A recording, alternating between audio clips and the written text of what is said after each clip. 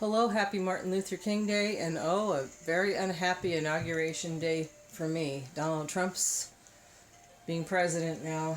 I want to share an opinion that thank goodness some people are realizing that more money is being spent for the military than for social programs. I'm really afraid of having my benefits cut because of Trump being president, and I hope there's a ceasefire. I hope we spend less money on military, probably. I'm not counting on it.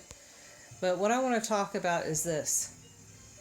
I do commend Alvarado Parkway Institute for recognizing Black History Month, recognizing Women's History Month, and recognizing Martin Luther King Day last year. I really have a lot of affinity for that. However, what they forgot was LGBTQ pride, which is a very important thing. I think there's a lot of pride recognition in the summertime, like around June. I'm a little confused if Pride Month is June or July. People argue that it's July, other people argue that it's June. But my point is, during the months of June and July, they had a talent show at the API San Diego branch. They had a talent show, and they put up some ornaments in the community room. And the ornaments were big star-shaped balloons with rainbows on them. And I went up to one of the counselors. I think I went up to I don't know if it might have been one of the workers. It might have been the lady at the desk herself. I'm not sure, but I asked one of the staff, "Oh, you're dressing up the rooms for Pride Month. That's cool." Because for a moment I was relieved. I thought maybe they were finally recognizing, LGBTQ, and they said straight out. They said, "No, not really, Carol. That's for the talent show." Notwithstanding that they had the balloons with rainbows on them up, suspended from the ceiling long after the talent show was over.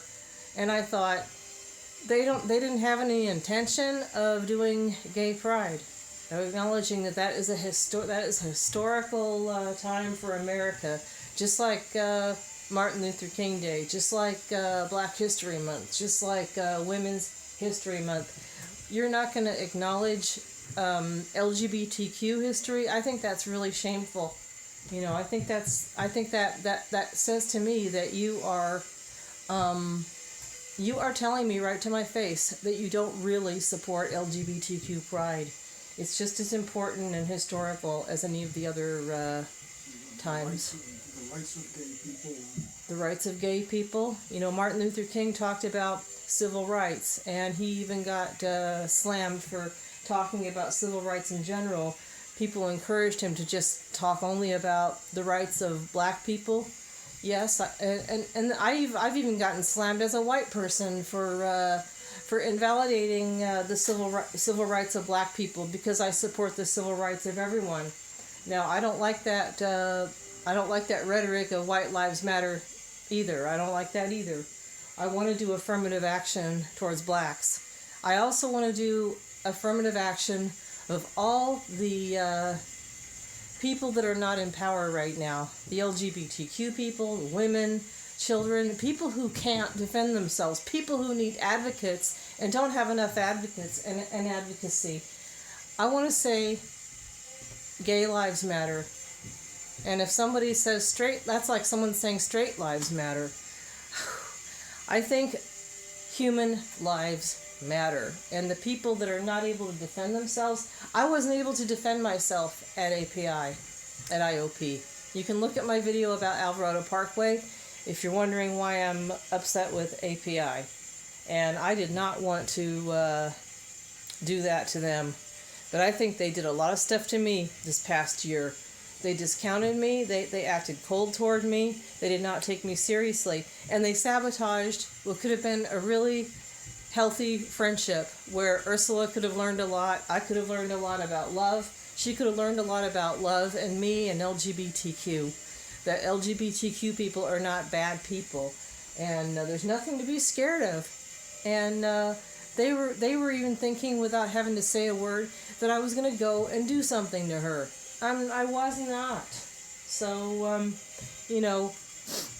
the cops that killed the black people,